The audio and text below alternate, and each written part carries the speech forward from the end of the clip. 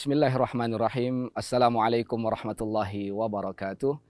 Sahabat dan pemirsa kisah teladan TVRI yang dirahmati dan dimuliakan Allah Subhanahu wa taala. Al-Qur'an di antara kandungan yang terdapat di dalamnya adalah kisah-kisah masa lalu yang Allah Subhanahu wa taala abadikan untuk kita ambil pelajaran dalam kehidupan kita. Maka di dalam salah satu surat yang mulia yaitu surat Al-Kahfi ayat 32 sampai ayat 44. Allah Subhanahu wa taala menceritakan tentang dua orang sahabat. Dua orang sahabat berteman baik namun nasib berbeda. Yang satu Allah Subhanahu wa taala berikan nasib sebagai seorang yang kaya raya namun miskin iman. Sedang yang satu lagi Allah Subhanahu wa taala tetapkan sebagai seorang yang kekurangan miskin tapi dia kaya hati dan kaya iman. Sahabat yang pertama, ketika dia memiliki kekayaan yang luar biasa, di dalam surat Al-Kahfi diceritakan, Allah karuniakan kepadanya kebun-kebun anggur yang sangat luas. Lalu dia tata, dia kelola kebun itu dengan dikelilingi oleh pepohonan kurma yang sangat banyak.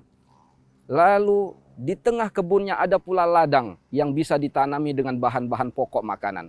Di samping itu Allah Subhanahu wa taala juga tetapkan di dalam kebunnya itu mengalir mata air yang bisa menganak sungai sehingga irigasi untuk kebunnya itu sangat luar biasa tercukupi dengan baik.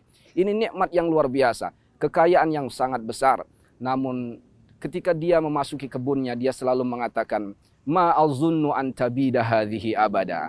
Aku kira ini kebunku ini tidak akan pernah musnah, tidak akan habis. Kalau kita ibaratkan dengan ucapan kita sehari-hari, orang sering mengatakan ini tidak akan habis 7 turunan. Saking banyaknya, saking kayanya dia. Tapi sahabat yang satu lagi tidak rela kalau temannya ini terus berada di dalam keingkaran terhadap nikmat Allah. Maka dia katakan kepada sahabatnya, "Walaupun aku miskin, tapi aku katakan kepadamu, walaula iz dakhalta jannataka qulta masya Allah, la quwata illa billah." Kawan, kalau kau masuk kebunmu, ucapkan, Masya Allah, semua ini atas kehendak Allah. La quwata illa billah. Aku tidak punya ini kecuali atas kekuatan dan kuasa Allah semata. Tapi dia katakan, tidak, semua ini adalah hasil tata kelolaku yang sangat baik. Ternyata Allah Subhanahu wa taala menentukan sahabat yang kaya raya ini, yang merasa semuanya bisa dia kuasai, yang merasa semua dia bisa tentukan dengan kekayaannya. Ternyata Allah Subhanahu wa taala kirim petir, kemudian hujan yang sangat deras, sehingga akhirnya kebun itu hancur dan mata air yang ada di dalamnya pun mengering seperti tidak ada apa-apa lagi.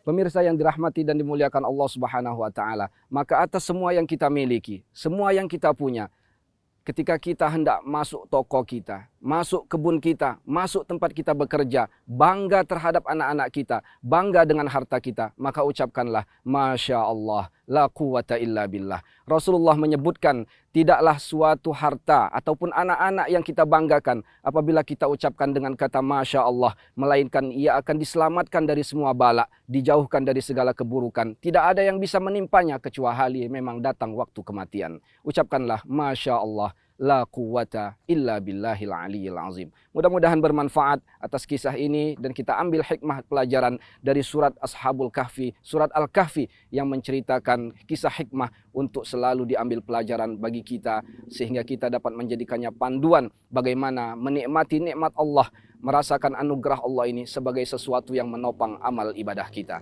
Demikian, terima kasih. Assalamualaikum warahmatullahi wabarakatuh.